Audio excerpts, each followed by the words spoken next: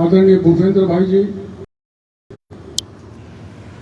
यहाँ के सांसद आदरणीय जसवंत सिंह जी, और जिनका मैंने भाषण सुना, जो है मंत्री भी भूपेंद्र जी की उसमें रहे, बड़े ऊर्जावान भारतीय जनता पार्टी के उम्मीदवार भाई ढिंडोर जी, मंच पर विराजमान हमारे पार्टी के अन्य नेता पदाधिकारीगण, उपस्थित सज्जनों, माता और बहनों, मैं राजस्थान से चलकर यहाँ पर आया हूँ और मेरी चुनाव में यहाँ ड्यूटी लगाई है, 3 दिन रहना है।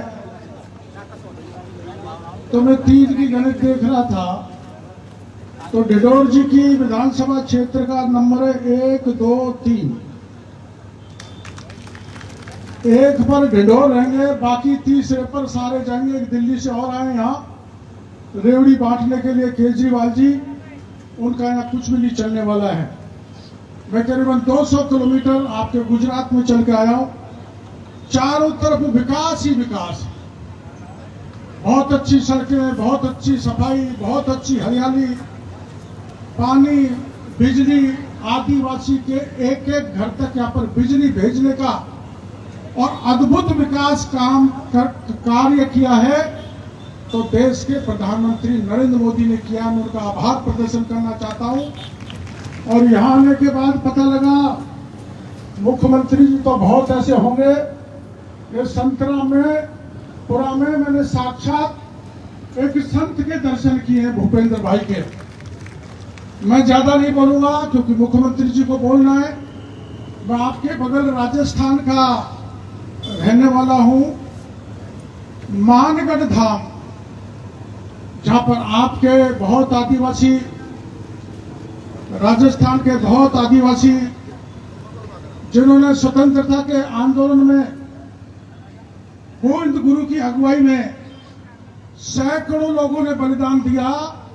ऐसा बलिदान देश की धरती पर कहीं नहीं हुआ जो मानगढ़ की धरती पर हुआ था। और कांग्रेस ने लंबा शासन किया, लेकिन कांग्रेस का कोई बड़ा नेता मानगढ़ में नहीं आया। पहली बार आकर अगर आदिवासियों का मान बढ़ाने का काम किया है तो देश के प्रधानमंत्री नरेंद्र मोदी ने किया, जो मानगढ़ धाम में पहली बार आए।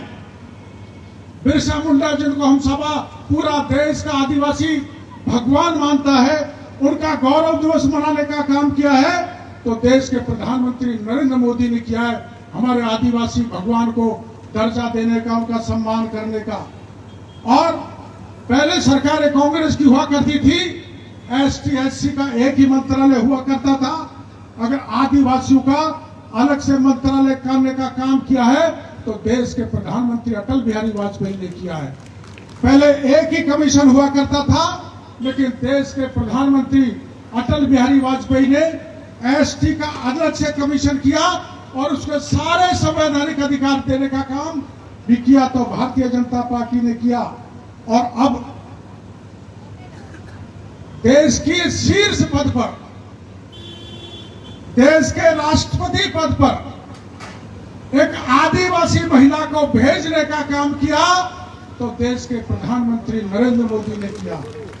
ये सीट जीतना मैंने आगे पता लगा लिया, मैं भी बहुत दिनों से राजनीति में हूं। सीट तो जीतेंगे, लेकिन जिताने की सीमा ऐसी होनी चाहिए कि सामने वाले की जमानत जब्त करा के मेरे ढिंडोर को आप विधानसभा में भेजोगे तो जीतने के बाद मैं ढिंडोर जी का स्वागत करने राजस्थान से आऊंगा।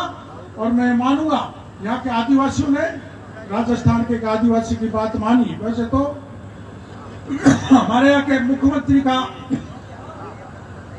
मामला है, इनको गांधीनगर में गद्दी में बैठाना है, लेकिन सबसे बड़ा नेता जो आपका बहुत दिनों तक मुख्यमंत्री रहे और देश नहीं दुनिया का शक्तिशाली ग्लोबल लीडर नरेंद्र मोदी का हाथ मजबूत करने का ये समय है।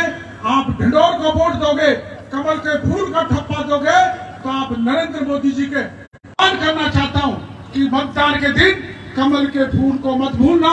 कमल का फूल मोदी और भाई भूपेंद्र को याद रखे, जबरदस्त वोट डालो। हमारे उम्मीदवार को जिताओ, फिर विकास के काम की किसी प्रकार की कमी अपने आप पर रहने वाली नहीं है। बहुत बहुत धन्यवाद।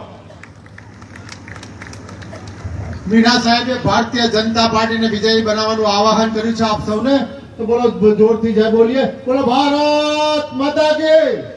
હવે આપણા લોકપ્રિય સાંસદ અને પૂર્વ કેન્દ્રીય મંત્રી જસવંતસિંહ ભાભોર સાહેબને વિનંતી કરું છું કે આવો સાહેબને માર્ગદર્શન કરો।